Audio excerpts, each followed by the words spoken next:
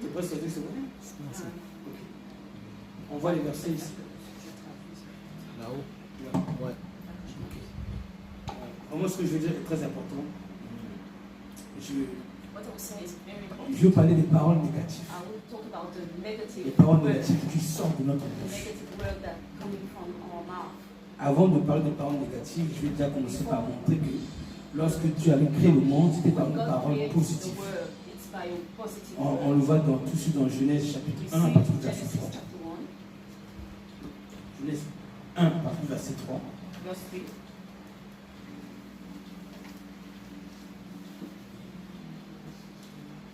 Il dit, je dis que la lumière soit, et la lumière fut. Dieu a créé le monde par ses paroles. Une parole qui a créé, une parole qui crée est une parole positive. Une parole qui crée quelque chose de bien est une parole positive. Une parole qui crée quelque chose de mal est une parole négative. Je répète encore. Une parole qui crée dans l'autre ou dans le monde quelque chose de bien est positif. Mais si ça crée sur la terre ou sur les gens quelque chose de mal, c'est une parole négative. La chaise fait mal, hein, c'est ça?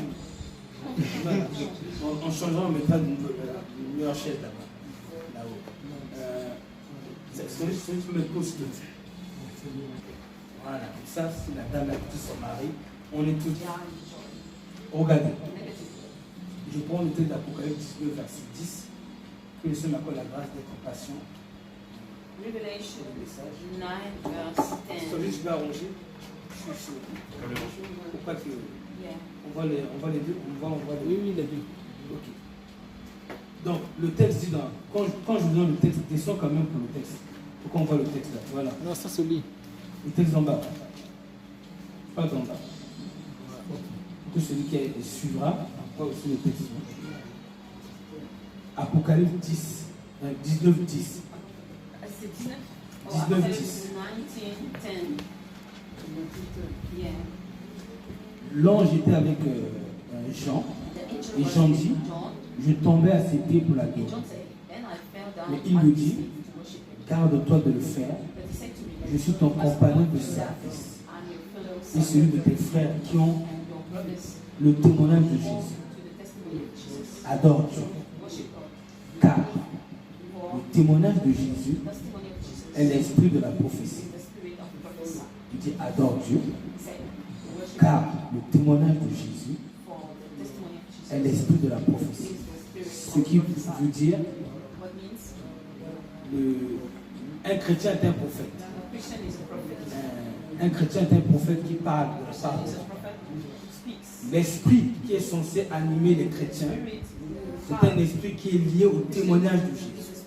C'est ce qui est le texte de Christ. C'est-à-dire l'esprit d'un prophète de Christ doit ressembler au caractère de Jésus. Le comportement d'un prophète de Jésus doit ressembler au caractère de Jésus. Ce texte est très important.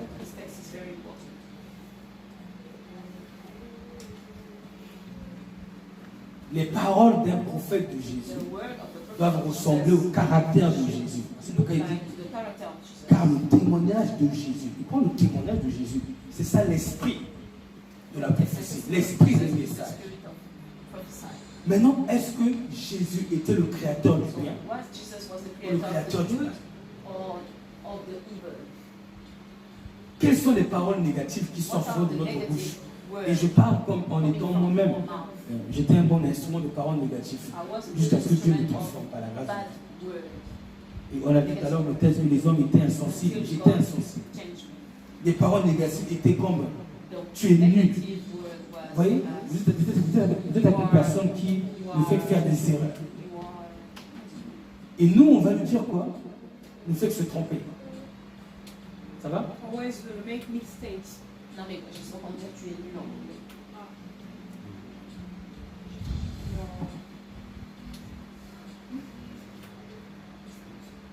Loser.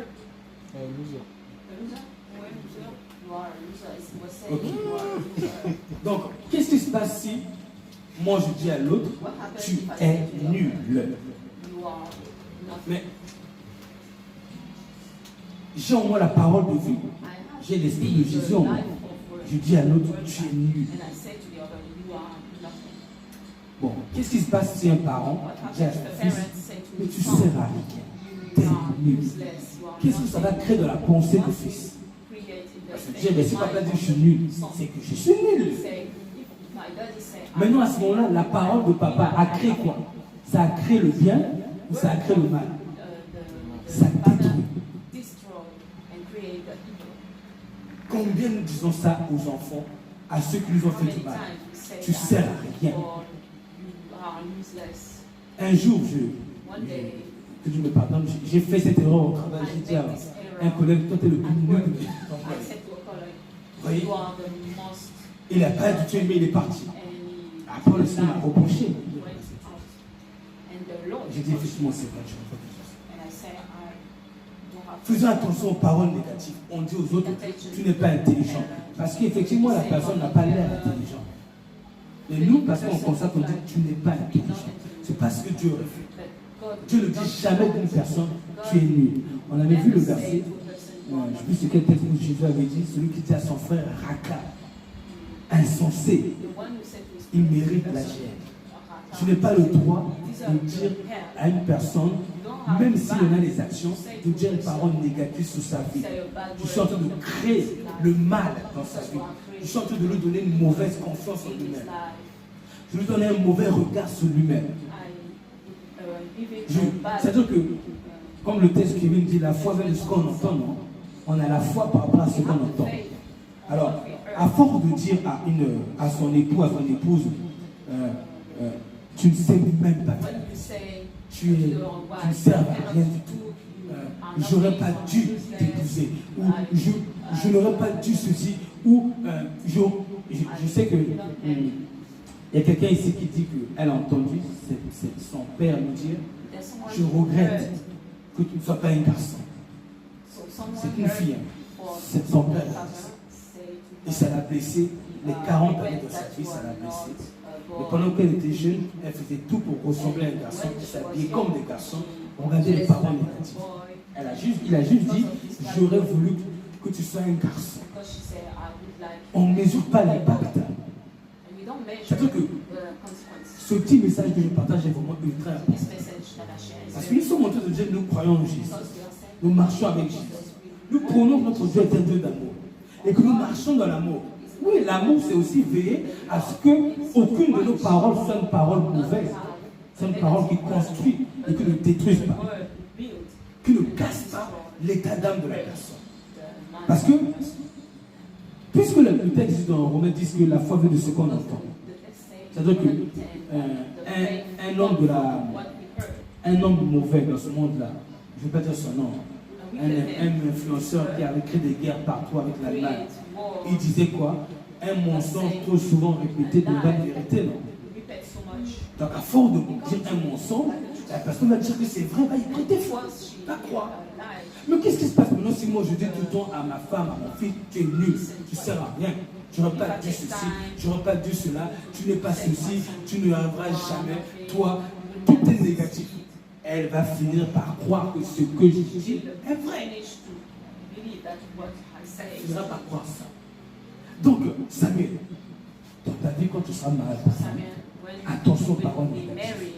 Pas parce que nos femmes, nos époux ont des mauvais comportements qu'on doit se donner le droit de dire des paroles négatives sur leur vie. Dieu nous a envoyés pour créer la vie, pas pour créer la mort. En disant ça, nous créons la mort dans la vie des gens. Nous allons leur faire croire qu'ils ne serviront à rien, qu'ils seront inutiles. Et moi, comme je l'ai dit, j'ai besoin sur moi-même. Mon épouse venait me dire, au bout de 5 ans, et quand j'étais non chrétien, c'était vraiment mes parents. Oh, elle est venue me dire, mais tu sais, à force que tu me disais ça, je croyais que j'étais nul. Je croyais que je ne savais que à rien. Et du coup, je le croyais vraiment et je me trouvais nul. J'avais perdu toute confiance en moi. J'ai pris conscience des dégâts que j'ai causés par Dieu. C'est-à-dire que nous pouvons créer avec des mots dignes, respectueux, vertueux, valorisants, des mots qui encouragent. Et nous pouvons aussi détruire Qui est-ce qui veut que tout soit sauvé? C'est Dieu, non? Qui veut que tout le monde soit en échec, rate leur vie? C'est l'ennemi. Alors quand moi je dis à l'autre des paroles négatives, je suis serviteur de qui? De Jésus ou de l'ennemi? Vous voyez? Cet amour qu'on ne parle pas, ça doit être un slogan. Il faut que ça accompagne de nos paroles. Est-ce que nous sommes des créateurs de la vie ou de l'amour? Est-ce que nous sommes des créateurs de la grâce dans la vie des gens? Vous voyez? Mon fils ici, il s'est dévalorisé. Quand il faisait quelque chose, il disait j'arrive pas, mais j'arrive pas. Je lui disais fais ci, fais ça.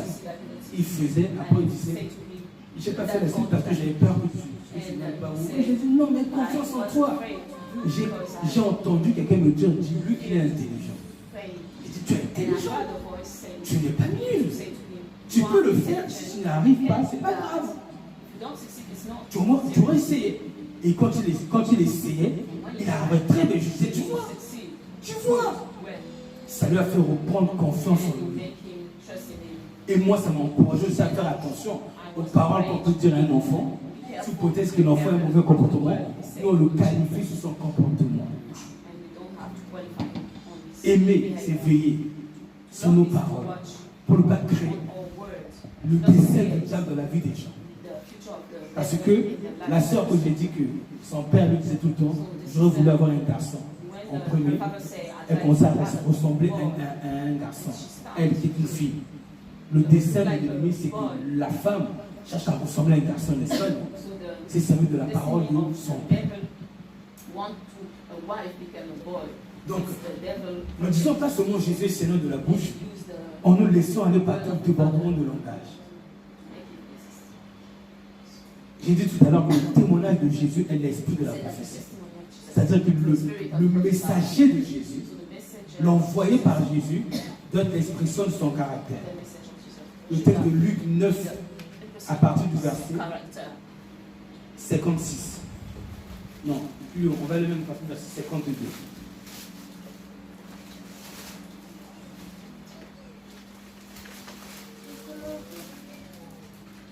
Voilà. Même à partir du verset 51 même. C'est Luc combien? Luc 9, 51 jusqu'à 56. C'est un verset ultra important, celui-ci. Regardez bien.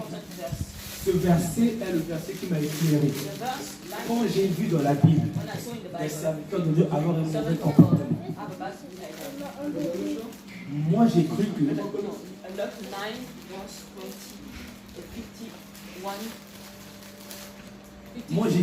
c'est-à-dire que j'étais choqué.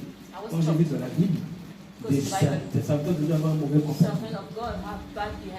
Et j'ai commencé à dire, je m'avais même amené à rejeter la Bible moi. Jusqu'à ce que ce verset m'a aidé.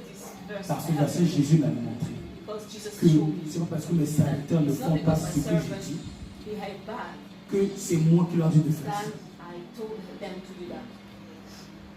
Le texte dit, vas-y, maintenant s'il vous plaît, verset 51. Lorsque le temps où il devait être enlevé du monde s'approcha, Ouais. Jésus prit la résolution de se rendre à Jérusalem. Il envoya devant lui des messagers qui se mirent en route et entrèrent dans un bourg de Samaritains pour lui préparer un logement. Mais il ne le reçut pas parce qu'il se dirigeait sur Jérusalem. Les disciples Jacques et Jean, voyant cela, dirent « Seigneur, veux-tu que nous commandions que le feu descende du ciel et les consume ?» Vous avez vu? Les disciples ont dit, veux-tu que nous commandons que le feu descende du ciel et les brûle? Écoutez ce que Jésus répond.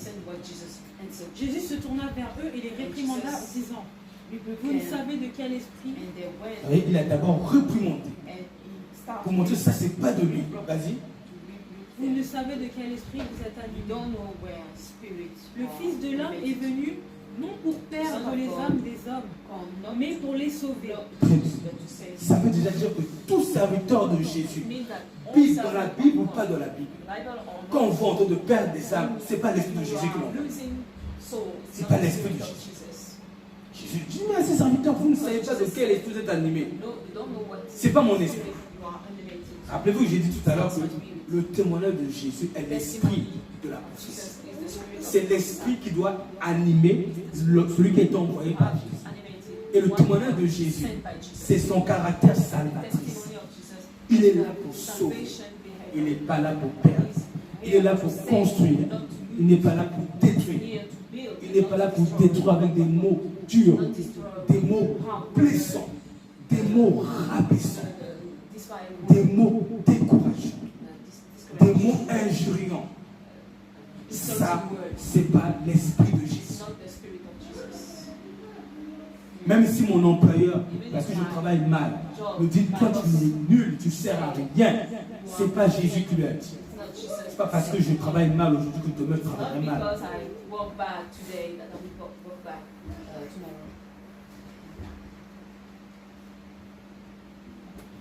On dit aux gens, toi tu n'arriveras jamais. Et j'ai entendu ça à l'école. Le professeur m'a dit, toi tu sais sur ton avenir. Toi tu vas finir devant Intermarché, assis en train de commander les gens. Comment ça il m'a dit? Quand tu m'as dit ça, moi j'ai laissé aller travailler à l'école. J'arriverai pas de toute façon. On était plusieurs à dire on n'arrivera pas. Non. On s'appelait même chômeur professionnel.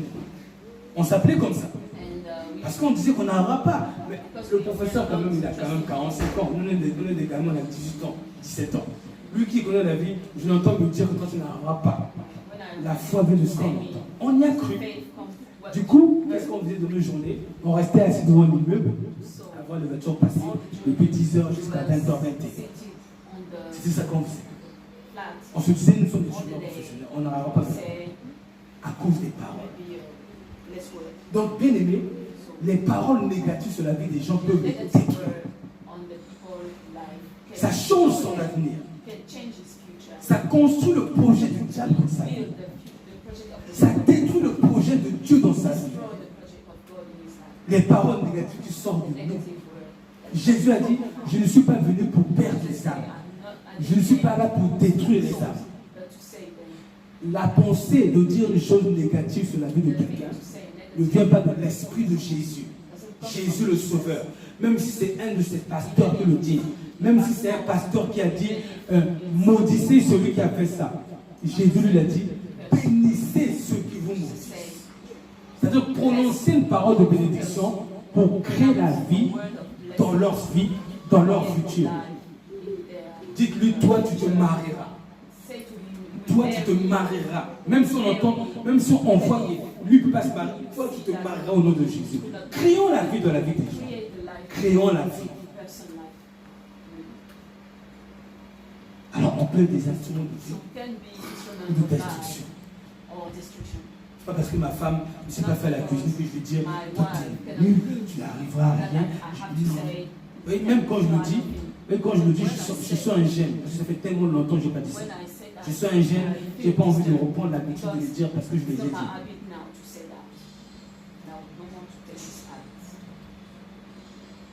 Ou des fois on dit des autres, des fois on perdu celui-là.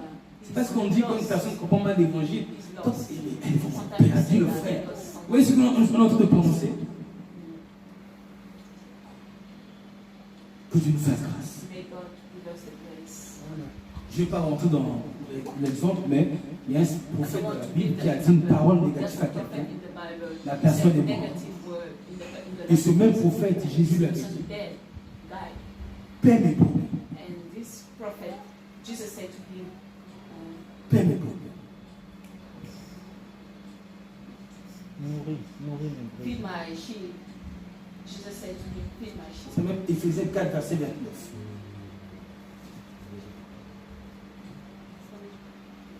Je me rappelle encore.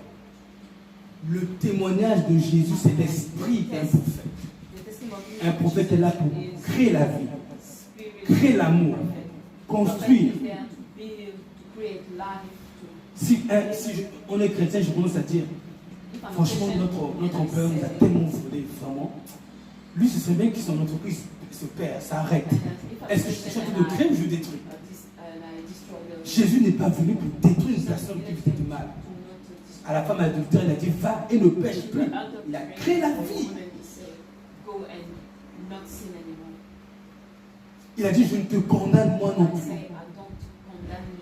Le texte dit qu'il ne sort de votre bouche aucune parole mauvaise. Le texte est devant nous. Le texte est là. Le texte dit qu'il ne sort de votre bouche aucune parole mauvaise. Mais s'il y a lieu, quelques bonnes paroles qui servent à l'édification et qui communiquent une grâce. Pas qui communiquent une malédiction, une destruction, un découragement, une dévalorisation de son âme. Homme de Dieu, serviteur de Dieu, servant de Dieu. Même si le mari ne range pas ses chaussettes, même si le mari ne sait rien faire, ne disons pas il ne sert à rien. Mais il va aussi servir à rien parce que nous allons créer le tu sers à rien. L'esprit de tu sers à rien va aller sur lui, mais nous, ils sont à rien faire aussi. C'est vraiment très important ces choses. Non, tu sers à quelque chose. Non, ça ira, Dieu te bénit, tu y arriveras.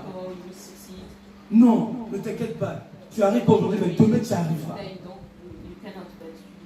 Et un jour, quand j'étais au travail, quand je venais d'être nouvellement mis manager, je n'arrivais pas à gérer un service.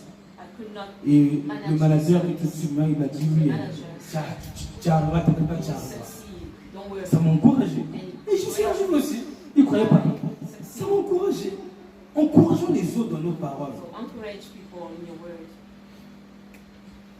Encourageons vraiment les autres. Et gardons-nous. Même si nos enfants font des bêtises, des plus graves, attention aux paroles.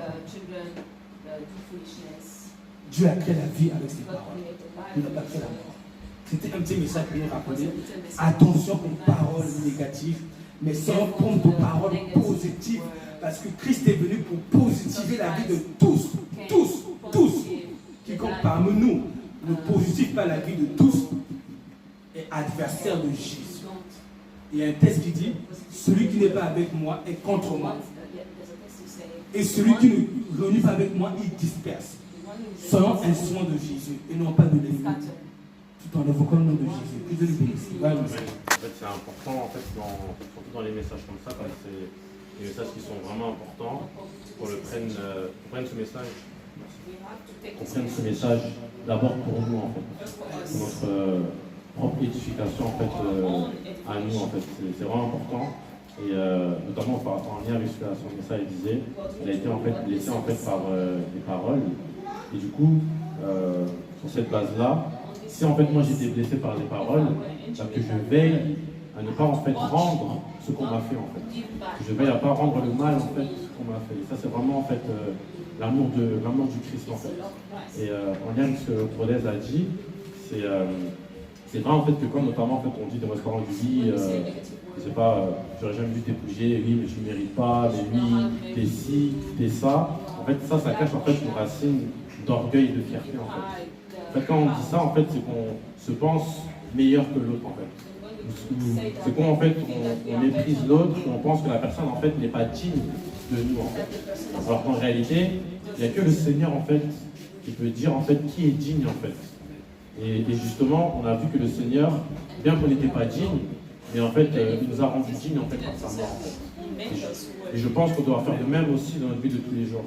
Bien qu'on voit en fait par les œuvres en fait de notre femme, ça peut être d'un patron, de notre ami, qu'il paraît comme étant pas digne, on va dire de nous, bah vraiment considérons en fait cette personne-là en fait et donnons-lui en fait l'amour qu'il mérite en fait, parce que qu'il soit digne ou pas ne dépend pas en fait de sa façon d'être en fait, mais elle dépend en fait de ce que Dieu en fait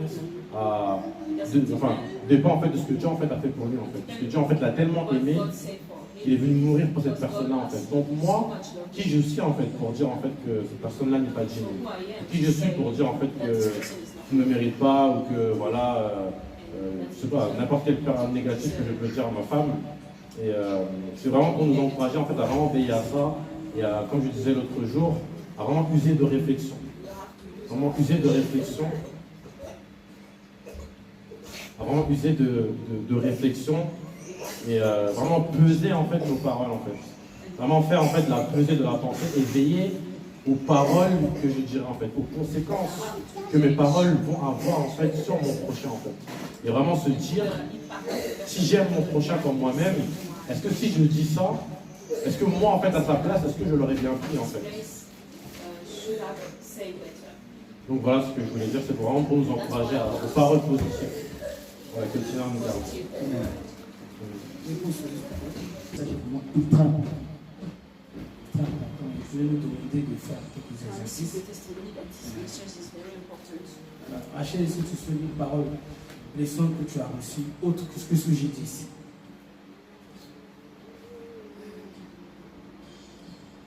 Il manque une case. Il manque une case, ok. C'est difficile, là, quand on me regarde.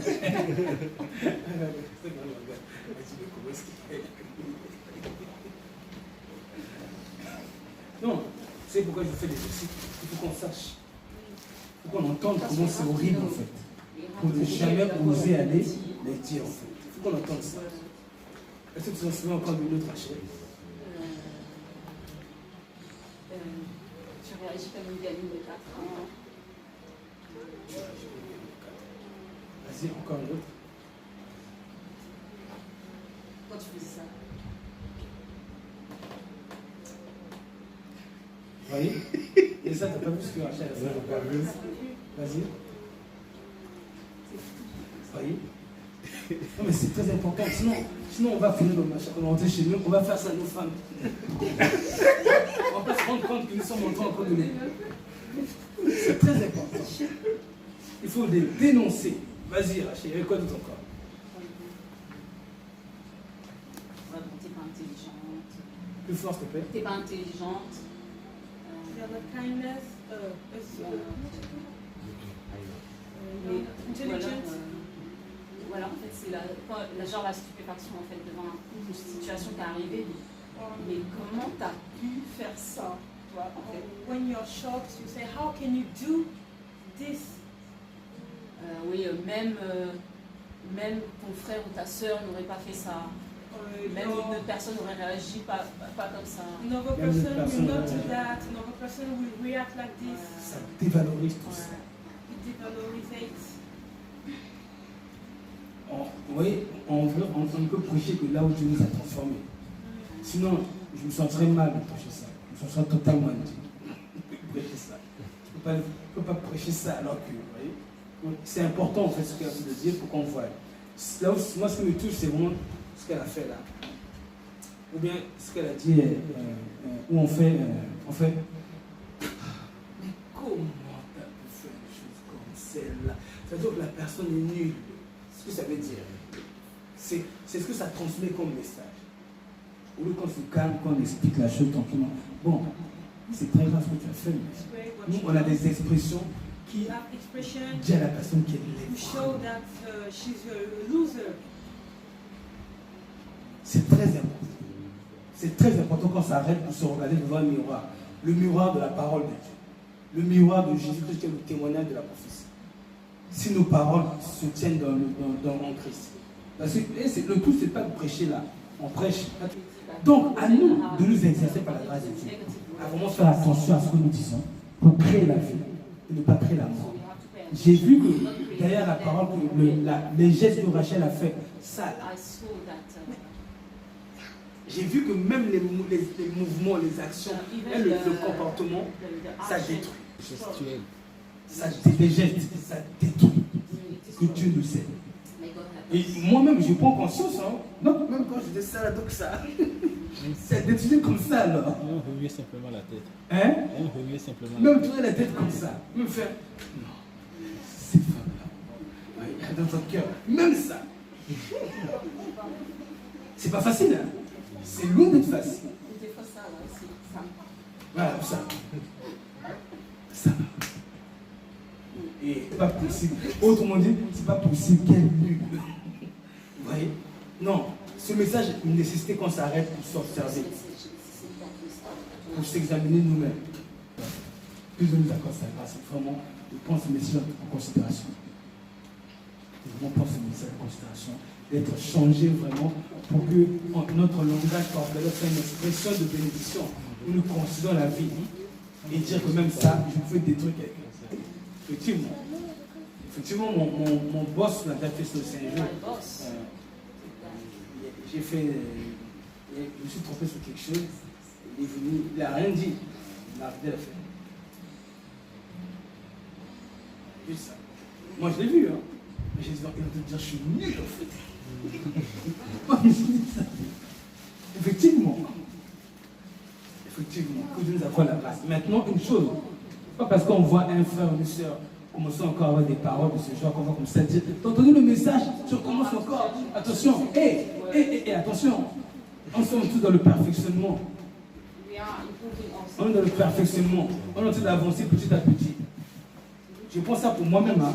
Ça veut dire que quoi? Ça veut dire que si vous voyez que moi, je suis Rachel, et Rachel a fait, moi j'ai fait. Attention, je suis en train d'essayer de me battre. Ne dites pas oui. J'essaie. Hein? Alors, vous êtes venu me frapper là tout à l'heure. Regardez. Et puis, je veux dire, c'est pas aussi facile quand tu as été offensé de te contenir comme ça sans que tes expressions corporelles parlent. C'est pas facile. Donc, en fait, ne nous jugeons pas les uns les autres en fait, quand on n'arrive pas. Et on compassion les uns les autres quand on n'arrive pas. Que Dieu nous bénisse. Amen. Pardon d'avant, je fais ce que je peux. Rachel aussi pareil. Pardonne-moi d'avance. Je vais me battre. Pardonne-moi d'avance, Rachel. Je me bats, j'essaie d'avancer.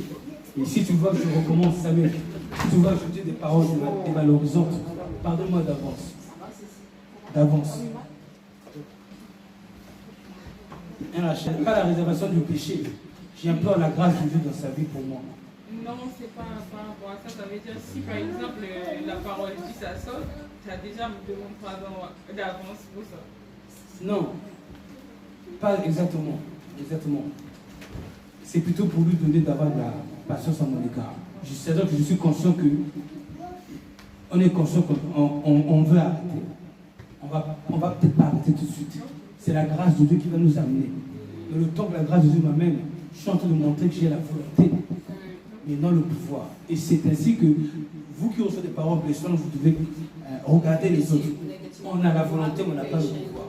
Et c'est Dieu qui va nous perfectionner. Donc, je dis à Samuel, pardon d'avance, parce que derrière ce qu'il a dit, moi j'entends des choses. Il a dit, c'est plus des autorités qui disent ça. Moi j'entends beaucoup de choses. Donc je dis pardon d'avance, même si je sais que je me force avec toute ma force pour me garder de cela. Ça fait longtemps que je vais dire une parole de valorisante. Très longtemps. Le jour, j'avais commencé à dire des paroles encourageantes là-bas. Tu m'avais dit des paroles encourageantes. Et c'est pas ce qu'il dit, c'est les autorités qui sont plus dessus. Donc nous, tous ceux qui sont de les fonctions d'autorité, je dis, excusez-moi d'avance, je suis qu'un homme. Je prêche un message que je vis par la grâce de Dieu. Et quand je peux me retrouver demain, je suis tombé dessus. Donc ayez compassion de moi, ayez compassion de nous, et priez pour nous. Si ça arrive, pardonnez-nous. Et priez pour nous aussi pour que Dieu nous aide. Voilà par la grâce de Dieu.